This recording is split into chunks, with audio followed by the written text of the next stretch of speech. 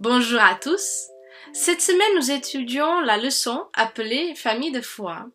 Et le texte qui nous est proposé à étudier en profondeur se trouve en Acte 10, versets 1 à 28, et puis versets 34 et 35.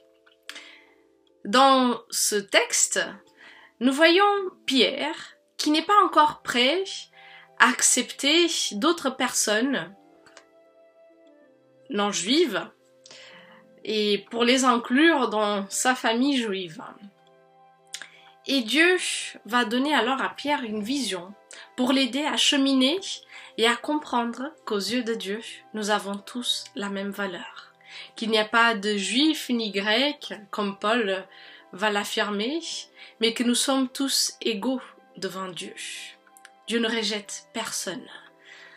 Toutes les origines, toutes les nations, nous sommes tous appelés à être des enfants de Dieu et à accepter le salut.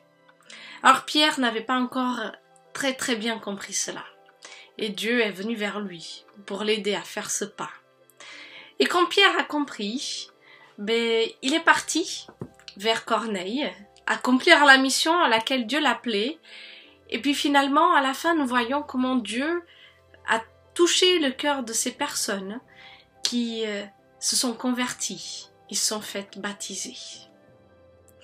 Et c'est vrai que pour nous aussi, ce n'est pas toujours évident d'aller vers ceux qui sont différents.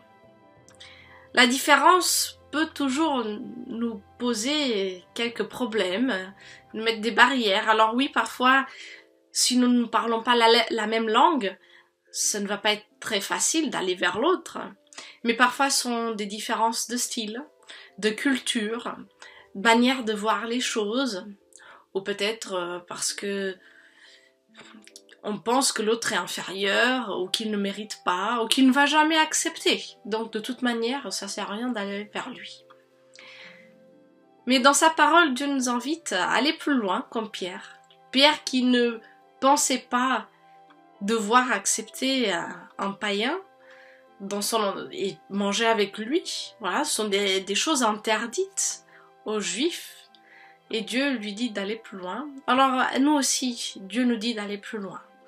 Dieu nous dit et nous invite aujourd'hui d'aller vers l'autre, d'apprendre à l'aimer, d'arrêter de juger l'autre et plutôt de passer à construire des relations profondes avec ceux qui sont différents, de découvrir les autres et aussi de nous enrichir à travers ces différences.